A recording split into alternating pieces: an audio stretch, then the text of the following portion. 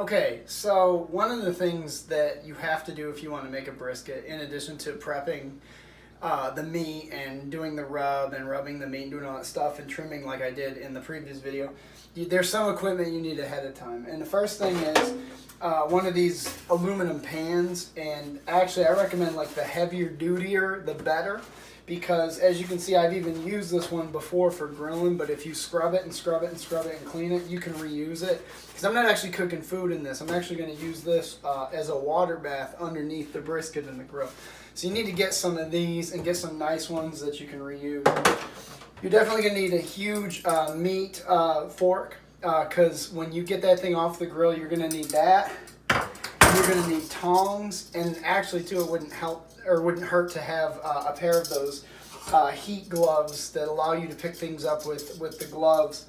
But this right here is the utensil, the implement that you must have, and you must keep it clean, etc. when you use it or after you use it. But this is an actual mop brush, and I've used this several times, but you can't really tell because it's still pretty white. Because I bleach the heck out of this thing after I'm done with it, and then wash it and wash it and wash it and rinse it so that it's back to almost its new pristine condition. But you need this for your grilling, which brings us to, well, what are you gonna mop it with? So what I have here then are the typical ingredients that I use in order to make brisket mop sauce. And I'm gonna start over here on the left and work my way through what each one is. So I use a little bit of ketchup. And that adds a little bit of sweetness, a little bit of tomato, a little bit of red and color to it and flavor.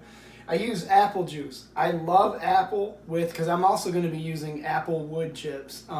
It's best to use, if you're going to do something, any meat, if you're going to do a meat that's apple wood chips, then you should do the apple-based thing. You can do apple cider vinegar too, which is actually one of the ingredients in this. You can actually do some of the hard ciders that are, straight up just hard cider, apple stuff. But in either case, apple juice, bourbon, and yes, I use quite a bit of bourbon in my mop sauce. It ain't right if it ain't a little bit alcoholic. The other thing then is apple cider vinegar. So this has the same kind of apple profile as the juice, but is way less sweet and is a lot more acidic. Speaking of sweet then, I use actual maple syrup as part of this. I use brown sugar, and I make these ingredients, I put them together to flavor.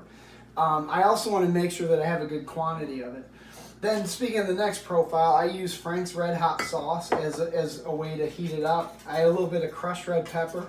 I usually add some black pepper and some salt, garlic powder and onion powder. And I do all of this until I have probably like 2/3 of this thing full of liquid.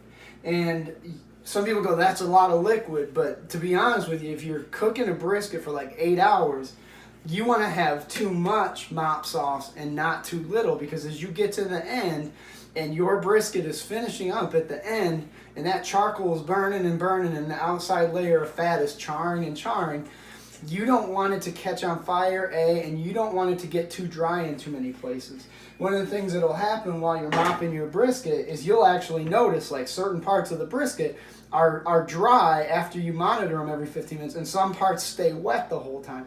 Well, those parts that turn dry are the ones that you need to hit with the mop sauce. And when we actually do the cooking of it tomorrow, you'll see what I'm talking about. But basically, these are the foundations of what I do for a mop sauce. And, I test it for flavor. I want it to be the right amount of alcohol. I want it to be the right amount of apple sweet, maple sweet, dark sweet. I want a little bit of a kick to it. I want a little bit of acidity to it. I want a little bit of these spices in it.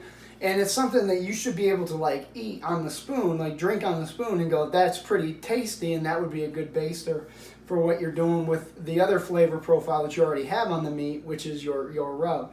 These things go really well with the spices that were in the rub from the previous video. So those are the things you're going to need if you want to do a brisket, and that's how you build a mop sauce, and you do it to your liking. That's why I'm not doing it on the video. I'm going to do it myself. I'm going to figure it out, and you play around with it until it tastes correct. Thank you.